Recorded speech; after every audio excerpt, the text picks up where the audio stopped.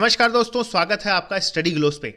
देखिए, रशिया और यूक्रेन के बीच में ये जो कॉन्फ्लिक्ट है, ये जो विवाद है, अब काफ़ी ज़्यादा बढ़ चुका है। ग्लोबली बहुत से देश इससे इफेक्टिव हो रहे हैं और बहुत से देशों ने जो यूक्रेन में अपने नागरिक रहते हैं उनके लिए एक एडवाइजरी जो है वो जारी करी है, जिसमें ये कहा गया है बेसिकली कि वह अपनी जगह को चेंज करें, रिलोकेट होएं, ट्रांसफ़र होएं या फिर यूक्रेन छोड़ें। और आज भारत ने भी इसको इम्प्लीमेंट किया है। इंडियन एम्बेसी ने जो भारतीय यूक्रेन में रहते हैं उनके लिए एक एडवाइजरी जारी की है और ये कहा गया है कि यूक्रेन को कुछ दिनों के लिए टेम्परेली छोड़ा जाए। और सिर्फ रीज़न है फियर ऑफ वार का।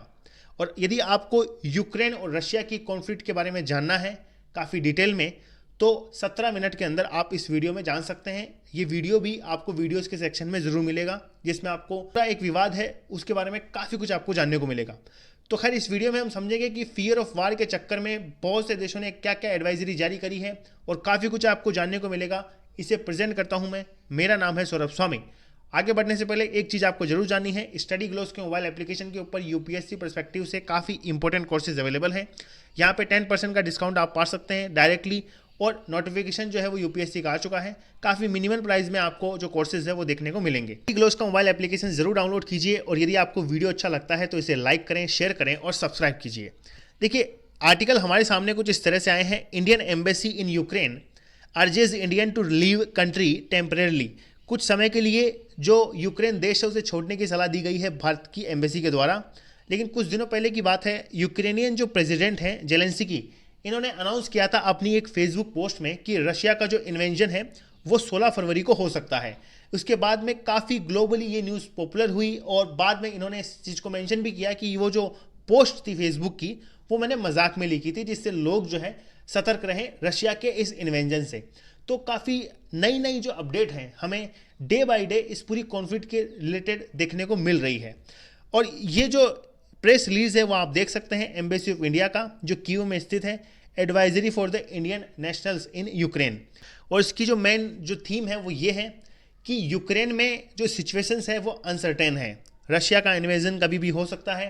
और जो यूक्रेन में भारतीय लोग रहते हैं इनको सलाह दी जा रही है कि आप नॉन एसेंशियल जो ट्रेवल है वो ना करें, अपनी जगह ही रहें और कुछ समय के लिए यूक्रेन जो देश है उसे छोड़कर किसी दूसरे देश में जाएं या फिर अपनी जगह को रिलोकेट करें, ट्रांसफ़र करें। इस तरह की जो सलाह है वो दी जा रही है। रीज़न सिर्फ एक है, फियर ऑफ वार का, क्योंकि ग्लोबली बहुत से देशों ने इस चीज़ को इम्प्लीमेंट किया है, अपने जो नागरिक हैं उनकी सुरक्षा के लिए ये जो एडवाइजरी है वो जारी करी है। लेकिन एक चीज़ आप जरूर जान सकते हैं कि यूक्रेन में भारतीयों की संख्या दरअसल है कितनी। तो 2020 की गणना के अनुसार 18,000 जो भारतीय हैं वो यूक्रेन में रहते हैं और यूएन की रिपोर्ट थी कि इसमें 2,000 की वृद्धि हो चुकी है। लगभग 20,000 जो लोग हैं वो यूक्रेन में रहते हैं, भारत के जो लोग हैं वो यूक्रेन में रहते हैं। और इसमें आप ये मान सकते हैं कि मेजोरिटी जो है इसमें मेडिकल कॉलेज में पढ़ने वाले स्टूडेंट्स की हैं, जो भारत से मेडिकल कॉलेज जो है यूक्रेन की उनमें पढ़ने जाते हैं, क्योंकि काफ़ी पॉपुलर डेस्टिनेशन बना है मेडिकल स्टूडेंट्स के लिए यूक्रेन। जो भारत के जो स्टूडेंट्स हैं मेडिकल से रिलेटेड, उनके लिए जो एमबीबीएस करते हैं वहाँ पे जाके, स्पेसिफिकली दो देश काफ़ी पॉपुलर हैं, रशिया और यूक्रेन। तो इस वजह से काफ़ी पॉपुलर एक डेस्टिनेशन बना है मेडिकल स्टूडेंट्स के लिए यूक्रेन देश। तो यहाँ पे इन स्टूडेंट्स को सलाह दी जा रही है कुछ समय के लिए भारत वापस आएँ। और देखिए, बहुत सी कंट्रीज़ ने ऐसा किया है, डजन ऑफ कंट्रीज़ ने इस चीज़ को इम्प्लीमेंट किया है, जिसमें यूएस, यूके, जर्मनी, ये सब जो देश हैं वो शामिल हैं। इनके साथ साथ Australia, Italy, Israel, Netherland, Japan और बहुत से देशों ने भी इस चीज़ को पहले ही इम्प्लीमेंट कर लिया था। भारत जो है काफ़ी ज़्यादा लेट हुआ है, क्योंकि यहाँ पे वार का खतरा काफ़ी ज़्यादा है, ऐसा इन देशों का मानना है। और इन देशों की जो खुफिया एजेंसी है वो अपने स्टेटमेंट पे इस चीज़ को पब्लिश भी करती है खुलेआम कि रशिया का इन्वेजन जो यूक्रेन है उस पर काफ़ी बड़ा हो सकता है। तो इस वजह से यूक्रेन में जो अपने नागरिक रहते हैं उन्हें जल्दी से जल्दी बाहर निकला जाए। और यूनाइटेड स्टेट ऑफ अमेरिका ने तो बहुत पहले इस चीज़ को अनाउंस किया था कि ये जो है अपनी जो एम्बेसी है यूक्रेन में उसे खाली करेगा और उसे पोलिश बॉर्डर पे ले जाएगा, मतलब जो पोलैंड की बॉर्डर है वहाँ पे शिफ्ट करेगा। और कुछ जो लोग रहना चाहते हैं वो रजिस्ट्रेशन करवा के ही यूक्रेन में रहे, जिससे पता लग सके कि कौन व्यक्ति यूएसए का यूक्रेन में रह रहा है। इस चीज़ के जो इम्प्लीमेंटेशन है यूएसए ने काफ़ी पहले कर ली थी, लगभग 20 दिन पहले ही यूएसए ने इस चीज़ को इम्प्लीमेंट कर लिया था। और यूएसए से सीखकर बहुत से देशों ने इस चीज़ को बाद में इम्प्लीमेंट किया है, जिसमें भारत भी एक देश है। और ये जो क्राइसिस है, ये जो टेंशन है, अभी रिसेंटली इसलिए बढ़ी क्योंकि अमेरिका और यूरोपियन जो खुफिया एजेंसी है, इन्होंने ये दावा पेश किया कि जो रूस की कैपिटल है मास्को, वहाँ से कुछ जासूस जो हैं, कुछ मिलिट्रीज जो हैं, कुछ टैंक जो हैं, वो अब यूक्रेनियन बॉर्डर पे आ रहे हैं और बहुत बड़ी संख्या में, इनकी संख्या जो है काफ़ी ज़्यादा है। तो इसके बाद में ग्लोबली इसका काफ़ी इफेक्ट हुआ। न्यूज़ आर्टिकल हमारे सामने आए थे इसके लिए कि यूक्रेन की सीमा के ऊपर रशिया ने अपने सैनिकों की जो उपस्थिति है वो बढ़ा दी है।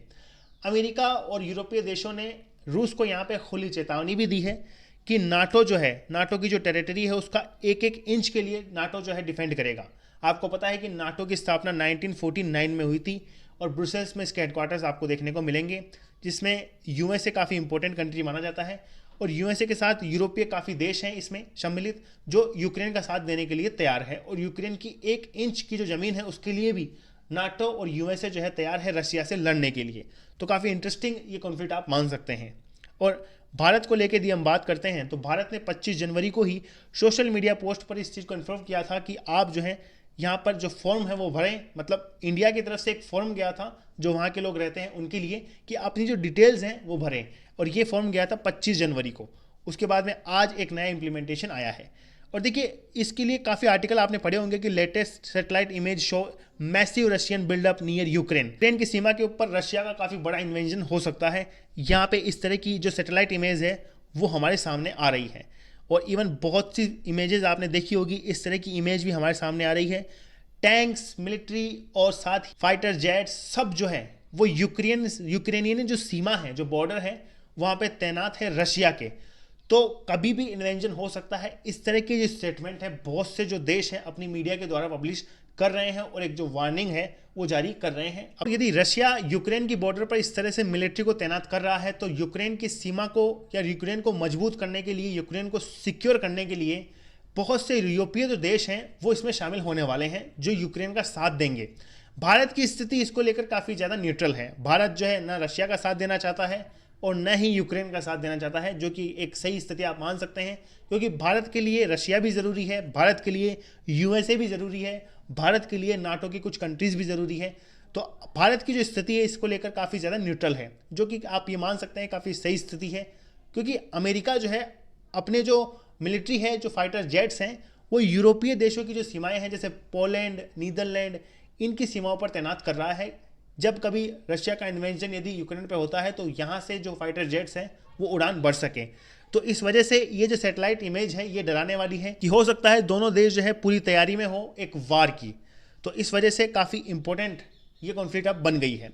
अब देखना होगा कि क्या आगे होता है, क्या ये वार होता है या फिर ये सीज़फायर होगा। जो भी होगा इसके ऊपर ज़रूर आपके लिए वीडियो आएगा। तो खैर ये था इस वीडियो में। इसी तरह के इंपॉर्टेंट और इन्फॉर्मेटिव वीडियोज़ के साथ हम मिलते रहेंगे। धन्यवाद।